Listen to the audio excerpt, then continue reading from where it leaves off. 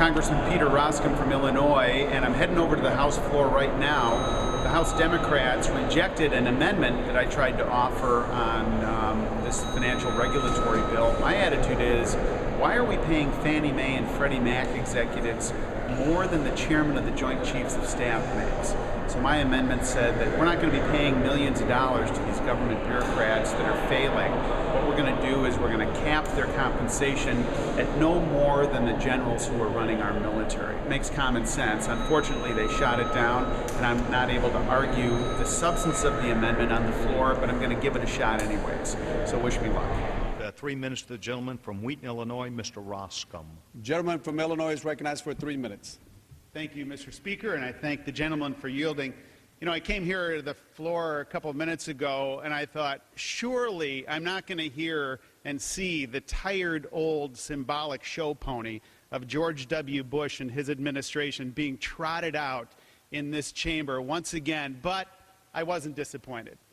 It just amazes me, Mr. Speaker, at the lack of creativity and forward thinking and problem solving that we see animated on the other side of the aisle, that all they can do is look in this rearview mirror and wring their hands and moan and groan and say, well, it's George W. Bush's fault.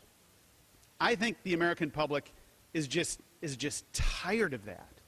I think the American public isn't persuaded by it. I offered an amendment very straightforwardly last night. It was offered by Mr. Sessions of Texas in the Rules Committee that would have said a very simple thing. Would have said, if you are running Fannie and Freddie, if you're an employee of Fannie and Freddie, new rules. And the new rule is you're not going to make any more than you're going to make that we pay the chairman of the Joint Chiefs of Staff. Not particularly controversial, not particularly groundbreaking, but it makes a lot of sense. I mean, why in the world, if the majority has now found this robust desire to truncate compensation, why in the world wouldn't we focus in, I'll yield in a minute, why in the world wouldn't we focus in on this area that, that we tend to agree with? And frankly, the argument that these entities are no longer losing money, I think, is not persuading the citizens of the 6th District. I see the chairman wants to be recognized, and I'd be happy to I only have 3 minutes, so. But the fact is that it's not losing money. Whether it's persuasive or not, the fact is uncontested that it's not losing money. The CBO talks about past debts. But the other question I have to the gentleman is, about a year ago or more, the Committee on Financial Services. You made that argument earlier. I'm going to reclaim my time, and you can you don't go want to back. hear about the no, bill you voted Listen, against. I've gone to the Mr. Frank School of Floor Management and learned well.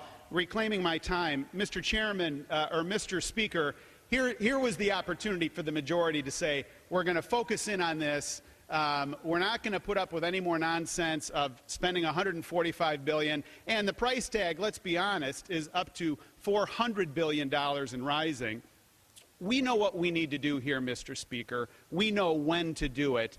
And I urge us to be like-minded in stopping this approach that the majority has, in a complete failure to deal with Fannie and Freddie in a responsible way, in my view, and not support the motion. I yield back.